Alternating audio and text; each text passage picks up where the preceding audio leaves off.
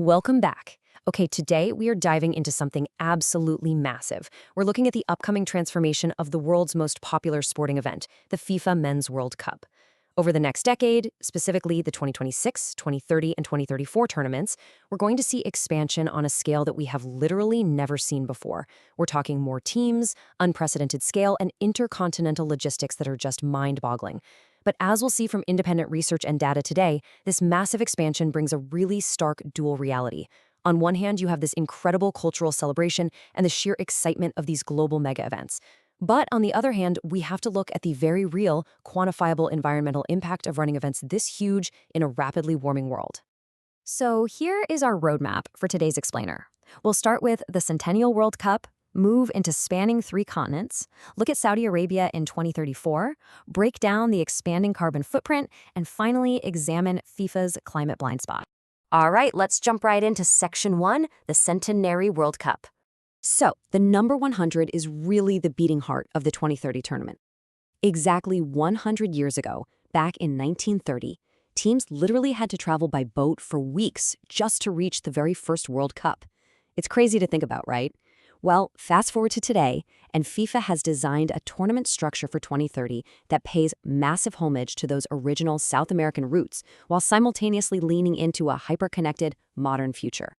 To celebrate this huge 100-year milestone, the primary hosting duties for 2030 went to a joint bid from Morocco, Portugal, and Spain. But to truly honor the centenary, FIFA is doing something totally unique. They are utilizing 3 South American nations, Uruguay, Argentina, and Paraguay, to host 3 separate opening centenary matches. So practically speaking, the 2030 World Cup will officially be played across 6 different countries. Which brings us to Section 2, spanning 3 continents. Now, to actually pull off a global event across 6 countries, the traditional schedule is getting a massive overhaul. I mean, since the tournament spans South America, Europe, and Africa, the timing has to be uniquely adapted. Check this out. The opening matches in South America will happen on June 8th and 9th. Then, FIFA has explicitly built in this huge 11 to 12-day window specifically for transcontinental travel, rest, and climate adaptation for the teams playing those initial games. The main opening ceremonies over in Morocco, Portugal, and Spain, well, those don't even happen until June 13th and 14th. All told, this stretches the whole 2030 tournament to 44 days. Fans are basically in for a record-breaking football marathon. And the venues themselves perfectly capture this vast geographical and historical spread. Over in Montevideo, Uruguay, matches will take place at the Estadio Centenario. This place is a UNESCO World Heritage Site. It's a literal living museum that hosted the original 1930 games. But contrast that with Casablanca, Morocco, where the Grand Stade Hassan II is currently being built. This projected 115,000-seat modern megastadium is expected to be one of the largest on the entire planet. It's this wild juxtaposition, you know? The deep history of the tournament right alongside its massive, sprawling future.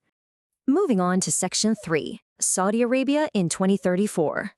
So in 2034, the tournament actually returns to a single country host, Saudi Arabia. But delivering a 48-team event here is a colossal engineering and logistical undertaking.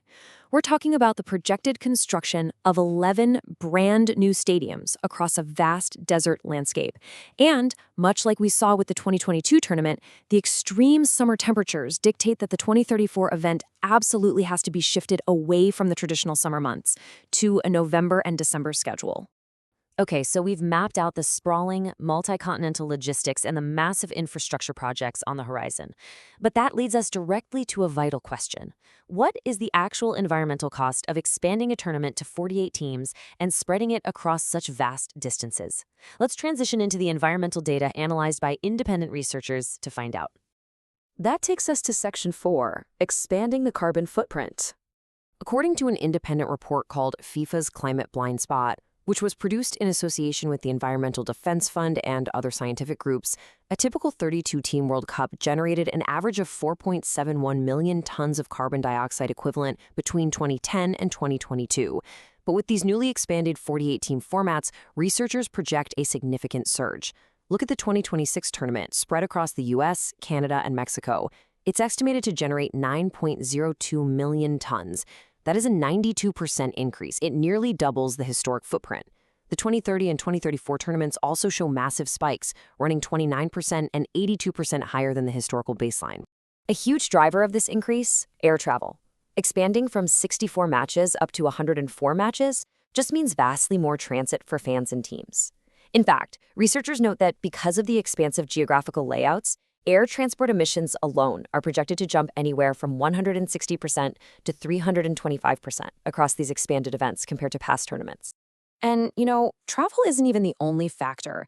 The projected construction of those new permanent stadiums in Saudi Arabia for 2034, that alone is estimated to generate 2.97 million tons of carbon dioxide equivalents. This is largely driven by carbon-intensive materials like steel and concrete, and that's before a single ball is even kicked. Finally, Section 5, FIFA's Climate Blind Spot. Beyond just tracking carbon emissions, researchers at the New Weather Institute conducted a climate emergency risk assessment. They looked specifically at the 16 North American stadiums slated to host matches in the rapidly approaching 2026 World Cup. They assessed them for heat stress, flooding, and extreme weather risks. And honestly, the findings from that assessment were pretty stark. Exactly half of the 2026 World Cup stadiums, 8 out of the 16, are categorized by researchers as requiring immediate environmental intervention to protect against severe climate threats. Half of them. To understand the heat risks specifically, the researchers used a metric called the wet bulb globe temperature, or WBGT for short. Now, this measures heat stress by combining temperature, humidity, wind speed, and solar radiation. A WBGT reading above 26.67 degrees Celsius, which is about 80 degrees Fahrenheit, is considered extreme. The report actually forecasts that 6 of the 2026 venues will face these extreme heat stress conditions, which poses some very serious health risks to both the athletes on the pitch and the spectators in the stands. Finally, the researchers also analyzed corporate partnerships. The report calculates that FIFA's sponsorship deal with Aramco, the Saudi Arabian state-owned oil company, induces an estimated 30 million additional tons of emissions. They base this calculation on the projected increase in fossil fuel sales that are driven directly by the massive visibility of sponsoring a global sporting event of this scale. Well, we've covered a lot of ground today, from the incredible historical celebration of the 1930 centenary to the unparalleled logistics of spanning 3 continents, right down to the hard data showing a near doubling of the tournament's carbon footprint and the projected realities of extreme heat stress. All of this leaves us with one final vital question. As the tournaments we love expand to unprecedented scales, can the global celebration of sports truly coexist with planetary limits? It's a massive tension, and it's one that organizers, players, and all of us as fans are going to have to navigate in the coming decade. Thanks so much for joining me on this explainer today, and as always, keep learning.